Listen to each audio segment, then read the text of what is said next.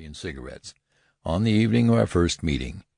He had come to France, he said, with the intention of joining the Légion étrangère as an infantryman, but he changed his mind a few days after his arrival in Paris upon meeting Jackson of the American Aviation Squadron, who was on leave after a service of 6 months at the front.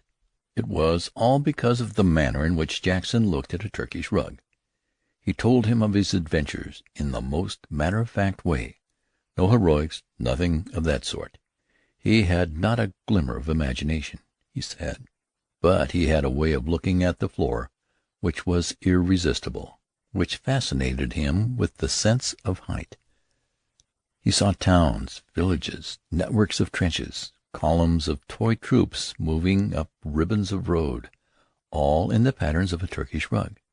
And the next day he was at the headquarters of the Franco-American Corps, Champs-Élysées, making application for membership.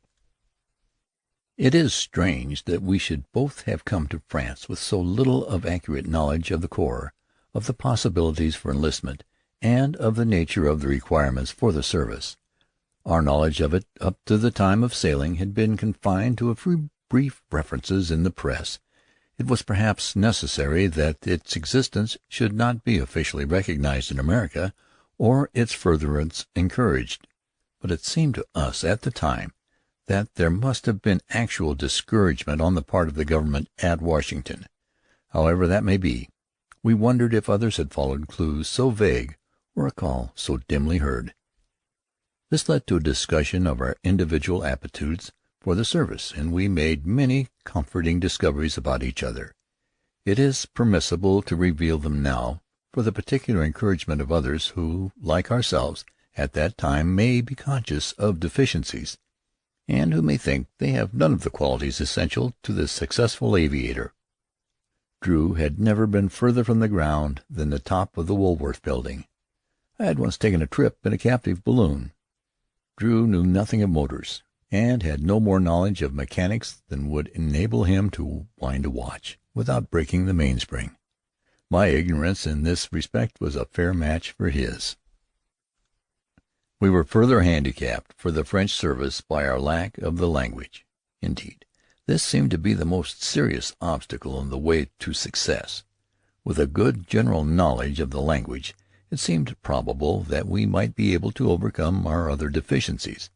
Without it, we could see no way to mastering the mechanical knowledge which we supposed must be required as a foundation for the training of a military pilot.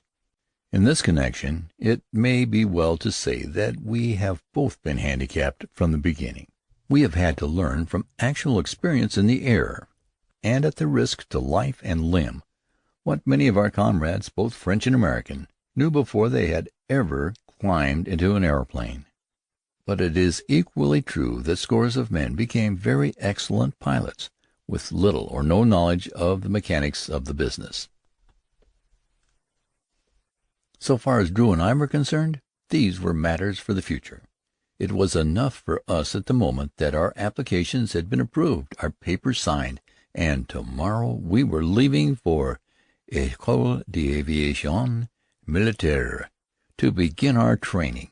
And so, after a long evening of pleasant talk and pleasanter anticipation of coming events, we left our restaurant and walked together through the silent streets to the Place de la Concorde. The great windy square was almost deserted. The monuments to the lost provinces bulked large in the dim twilight. 2 disabled soldiers hobbled across the bridge and disappeared in the deep shade of the avenue.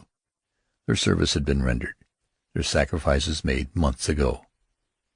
They could look about them now with a peculiar sense of isolation, and with, perhaps, a feeling of the futility of the effort they had made. Our adventures were all before us. Our hearts were light and our hopes high. As we stood by the obelisk, talking over plans for the morrow, we heard high overhead the faint hum of motors, and saw 2 lights, one green and one red, moving rapidly across the sky. A moment later the long, slender finger of a searchlight probed among little heaps of cloud, then, sweeping in a wide arc, revealed the striking outline, the shape of a huge biplane circling over the sleeping